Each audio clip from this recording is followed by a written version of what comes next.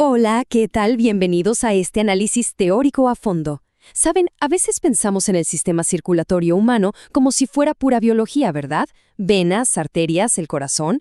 Pero hoy vamos a darle un giro fascinante. Vamos a ver esto como lo que realmente es, una maravilla de la física teórica y la dinámica de fluidos. Literalmente, la red de tuberías más perfecta y avanzada que existe. Así que pónganse cómodos porque vamos a detallar a fondo el proceso de la hemodinámica y a descubrir cómo unas cuantas leyes de la física mantienen la vida misma en movimiento. Arranquemos. Y para que no nos perdamos, este es nuestro mapa de ruta. Empezamos con una introducción a la hemodinámica. Pasamos por la anatomía del árbol circulatorio, nos metemos de lleno en la física del flujo sanguíneo, analizamos la famosa ley de Hagen-Poiseuille, vemos el tema de la viscosidad y finalmente cerramos con las leyes de la circulación. Así de directo. Bien, punto número 1. Introducción a la hemodinámica. Para empezar con el pie derecho, ¿qué es exactamente la hemodinámica? En palabras sencillas, es la rama de la biofísica que estudia cómo se mueven los fluidos por el cuerpo. Específicamente, claro, la sangre. No se trata solo de saber que la sangre va del punto A al punto B. O sea, el verdadero truco aquí es entender las fuerzas físicas exactas que empujan, frenan o desvían ese flujo. Es hidrodinámica pura, pero aplicada directamente a nuestra propia anatomía. Sigamos con el punto 2, la anatomía del árbol circulatorio. Antes de aplicar la física, necesitamos conocer la tubería, ¿cierto? Todo este viaje increíble arranca con el motor principal, el ventrículo izquierdo del corazón, que bombea con una fuerza brutal. De ahí, el líquido sale a las arterias, que están diseñadas como mangueras de alta presión con paredes súper gruesas. Luego, pasamos a las arteriolas, unas ramificaciones clave de las que vamos a hablar muchísimo hoy. De ahí, llegamos a los capilares, la red microscópica donde ocurre la verdadera magia del intercambio de oxígeno. Y finalmente, el camino de regreso. La sangre pasa a las vénulas y se consolida en grandes venas que viajan a una presión bajísima, de vuelta a la bomba central. Todo un circuito cerrado perfecto. Ahora, fíjense en esto porque es súper interesante. Las arteriolas no son simples tubos rígidos de plástico, para nada. Operan más bien como esfínteres biológicos forrados de músculo. Del lado izquierdo vemos la vasodilatación. El músculo se relaja, el tubo se ensancha muchísimo y, como se imaginarán, la resistencia cae, dejando pasar abundante sangre. Pero por otro lado, miren la vasoconstricción a la derecha. El músculo se contrae, el conducto se hace súper angosto y la resistencia se dispara masivamente. Es literalmente un mecanismo físico de control automático. Una maravilla. Claro, para mover todo ese líquido por canales que se abren y se cierran, necesitamos una enorme presión inicial. Imaginen el corazón como la llave principal de agua de toda la casa. Durante la sístole, el corazón se contrae con muchísima fuerza. Es exactamente igual a abrir esa llave de agua al máximo, mandando un chorro a presión hacia las arterias. Luego, durante la diástole, el sistema como que toma un respiro. Se relaja, la cavidad se vuelve a llenar de líquido y se prepara para el siguiente gran estallido de presión. Y esto no es solo teoría en papel. Esto es exactamente lo que arrojan los números de un tensiómetro.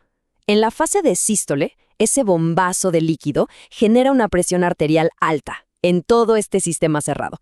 Y en la diástole, durante ese breve descanso, la presión baja a su nivel base.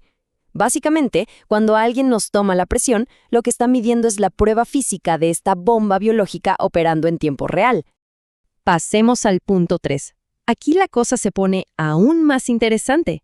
La física del flujo sanguíneo.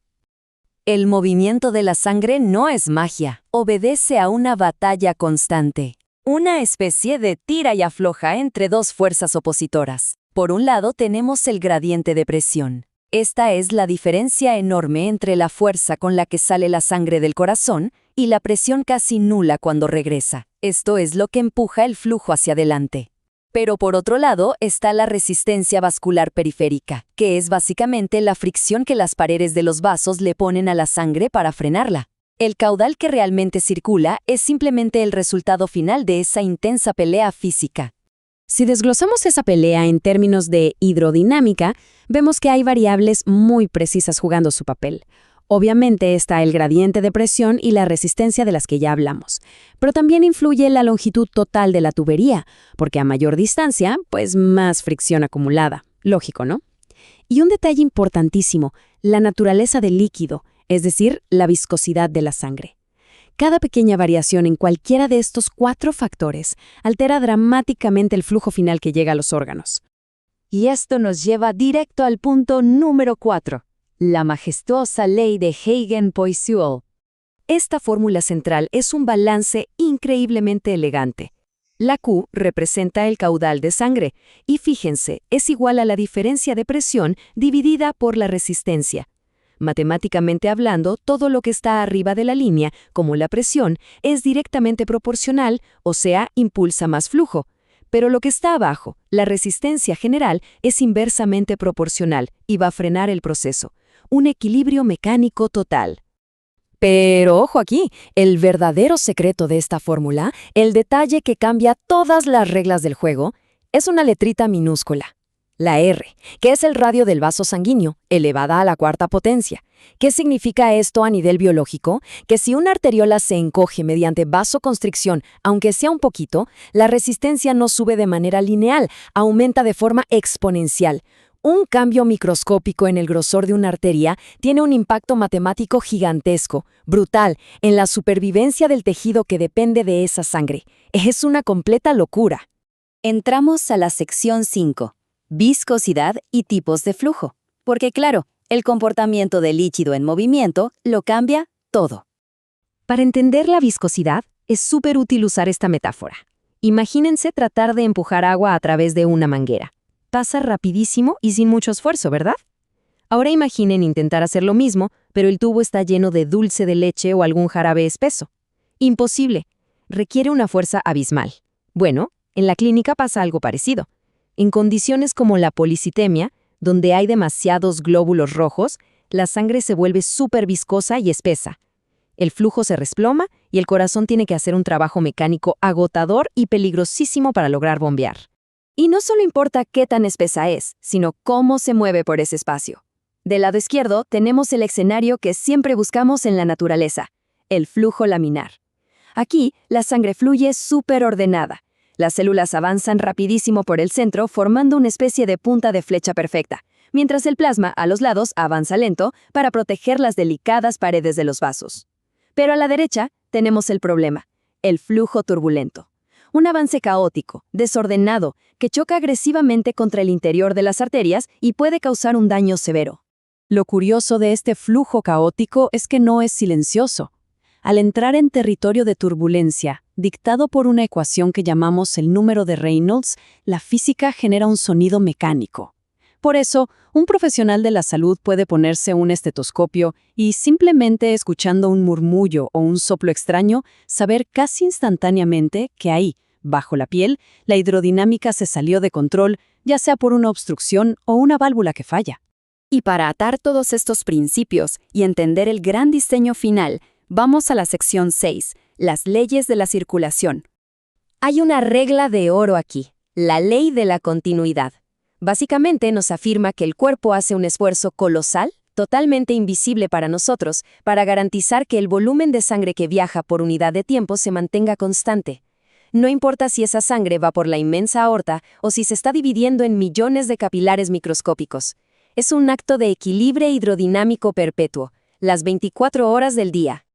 Y para lograr esa constancia increíble, ocurren 2 fenómenos hidrodinámicos fascinantes. Si miran la gráfica de la izquierda, la ley de velocidad. La sangre sale disparada rapidísimo por la aorta, pero cuando llega a la red de capilares, como hay tantos conductos diminutos, el área total se vuelve gigantesca y la velocidad se desploma.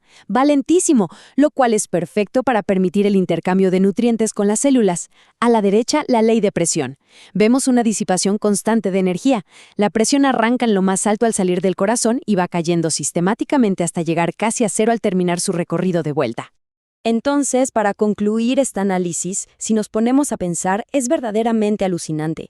Queda clarísimo cómo una simple fórmula matemática, o calcular un radio al cuadrado, gobierna procesos vitales. Si una alteración micrométrica en una arteriola decide si un órgano completo colapsa o sobrevive, basándose en la potencia a la 4ª de Hagen-Poiseuille, ¿qué otras increíbles reglas de la física de fluidos están dictando nuestra supervivencia en este preciso instante, con cada latido? La forma en que la física se aplica a la vida es indiscutiblemente asombrosa. Ojalá que este recorrido teórico les deje esa misma curiosidad por seguir explorando la ciencia pura que nos mantiene vivos. Nos vemos en el próximo análisis.